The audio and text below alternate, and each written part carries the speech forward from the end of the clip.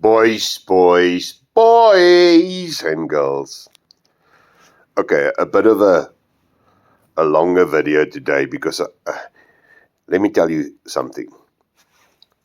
This is a sort of a warning as well to anybody that goes into larger scales.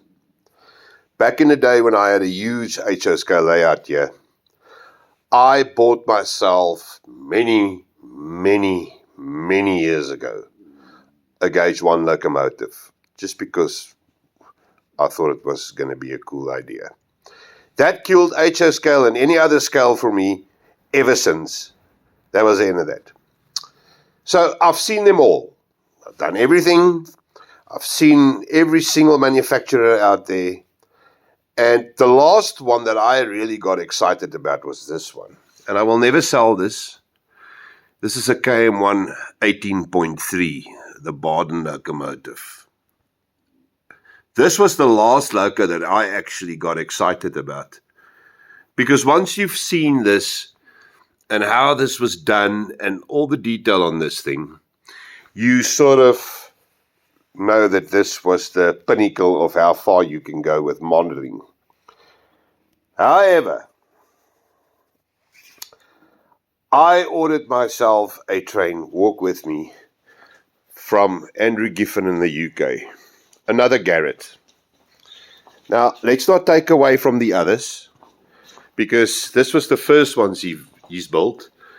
He had built. It's just stupid language, eh? All right.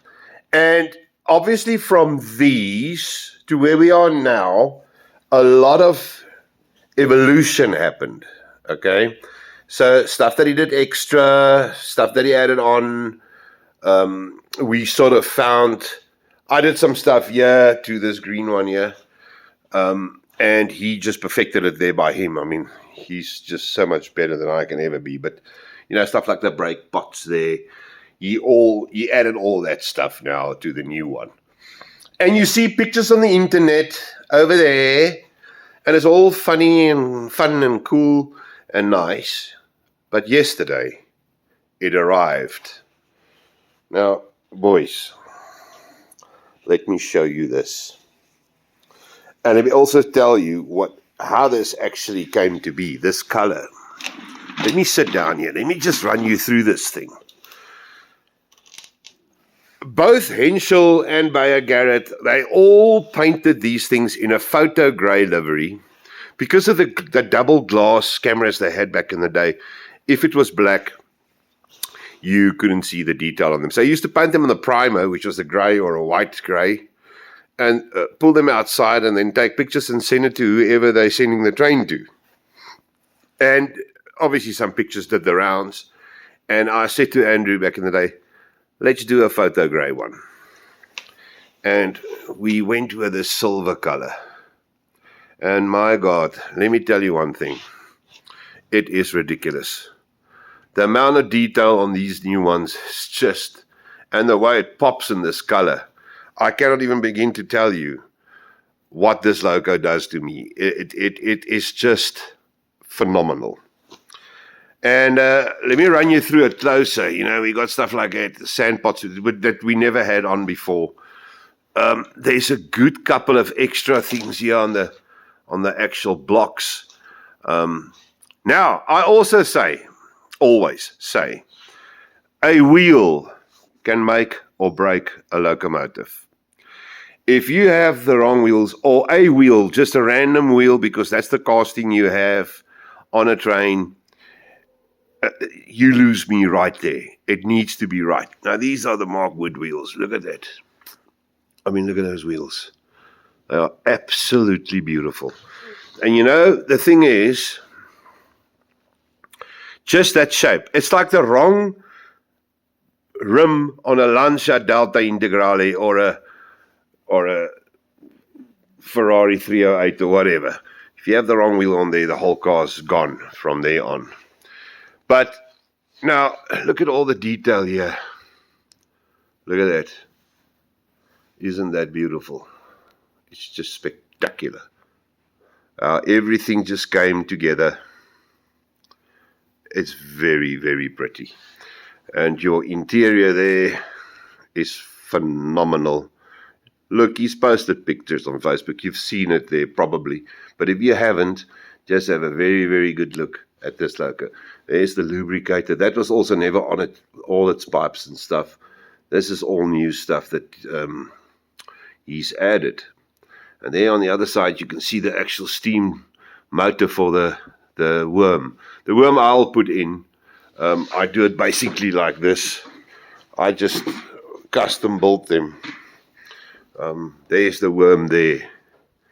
You see. I'll do this in mine and do the wooden floors and the handbrake and all that stuff. That all needs to be painted still. Do the whole interior. Here's the cab on the green one. Now, let me show you what I mean by evolution. When we started off with these things, well, not we, when Andrew started with these, and this was the bee's knees. I mean, this was a casting that is done with all the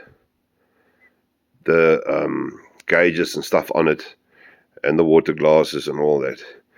And this in itself already is very, very good.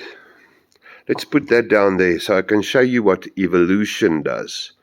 So that was originally where we started. And this is where we are at now. This is how Cape Gauge 1 evolved. Yeah, see what I mean. It is absolutely phenomenal. I'm not sure how this ug does it. Look, I'm going to find out because I ordered one from him in a, that's not built, that I would need to build now. And this is basically what you get. So out of this whole lot, that, you got to get to that. I can see myself going to buy a whole lot of gauge wire, different gauges to get to that. But you see what I mean. So that is that. Now, let's just run around this thing. And now also, you see there underneath, I spoke about the brake pods. So, yeah, we got the pods. That was never on it. That's now on it. One of the major things that he's done is he dropped the firebox to where I wanted it a little bit lower. That just changes the whole loco. This thing is now, it stirs me on a level that I can't even explain. It is just magnificent. There, look at the doors in the front there. The coal load's very well done. Everything is just brutal. You can imagine now the amount of time that goes into a loco like this. There was a lot of people that said, especially the local guys, because we don't know. Gauge 1 in South Africa was never a big thing. I sold about 40 locos or so back in the day. And those things were all 60 and 70,000 rand. So it's the guys they run away when they hear the prices. And then obviously all these arguments start about, why is it so expensive? This right here, this is why.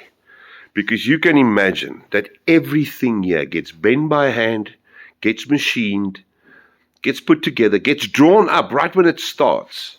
Okay, from there to where we are at here is a hell of a lot of work. That bulkhead, that backhead over there, I mean, that thing on its own must be at least 24 to 30 hours of solid work to get it to be like that. Now, I don't know what you oaks work for per hour, but, I mean, there's no reason why a master craftsman like this should charge less.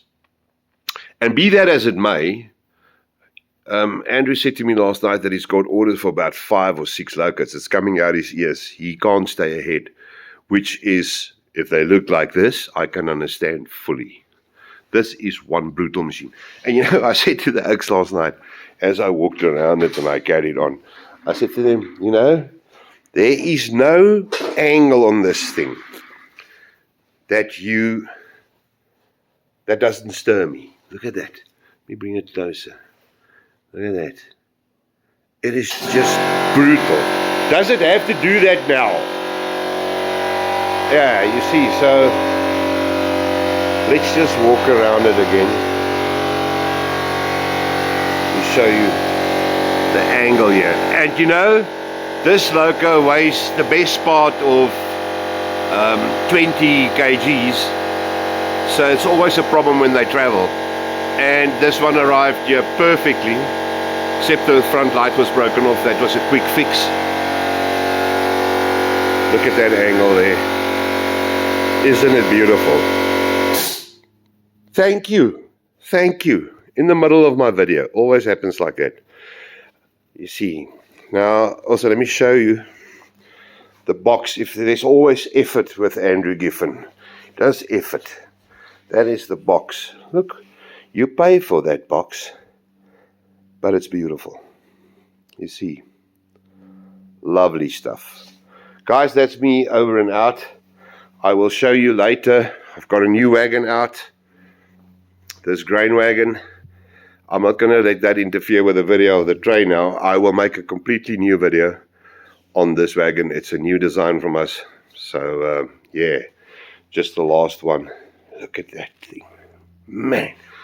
Just look at that. Daddy's train. Yeah. I am so excited. I can't wait to get this thing out on the track. It will just be a monster. I spoke to him this morning. He says to me, you know, the springs and stuff, everything on it now is uprated. So it is much more stable than the older ones were. It's just, everything is just perfect. I can't wait to fit the decoder and the smoke to this thing to see it run. All right, guys, I'm hampering on. I'm so excited. I just want to die. All right, dudes, see you later. Goed, tot ziens.